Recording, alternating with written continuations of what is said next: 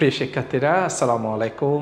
আমাদের আজকে ক্লাসের টপিক হচ্ছে tangible transaction, tangible asset, intangible transaction, intangible asset.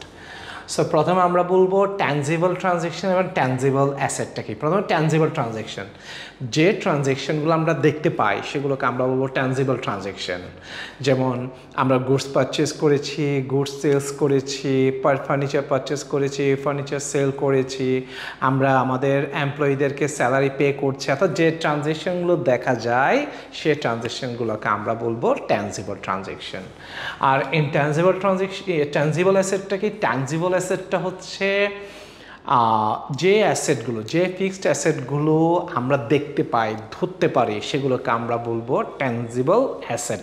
যেমন বিল্ডিং, তারপরে হচ্ছে মেশিনারি, ফার্নিচার্স, এগুলোকে আমরা বলবো tangible asset.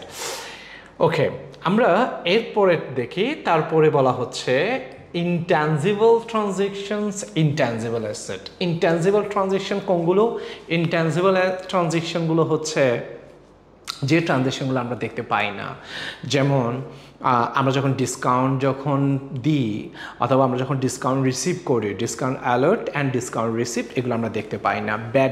Bad date provision, ওকে, এই ট্রানজ্যাকশনগুলো দেখা যায় না। ডেপ্রিসিয়েশন, অ্যামোর্টাইজেশন, ডিপ্লেশন, এগুলো দেখা যায় না। সো এগুলোকে আমরা বলবো ইনট্যানজিবল ট্রানজ্যাকশন। আর ইনট্যানজিবল অ্যাসেটগুলো কি? যে অ্যাসেটের মার্কেট ভ্যালু আছে, বেনিফিটও আছে, কিন্তু দেখা যায় না। যে অ্যাসেটের মার্কেট ভ্যালু আছে, বেনিফিটও আছে, কিন্তু আমরা দেখতে পাই না, সেগুলোকে আমরা বলবো ইনট্যানজিবল অ্যাসেট। তো ইনট্যানজিবল অ্যাসেট কোনগুলো?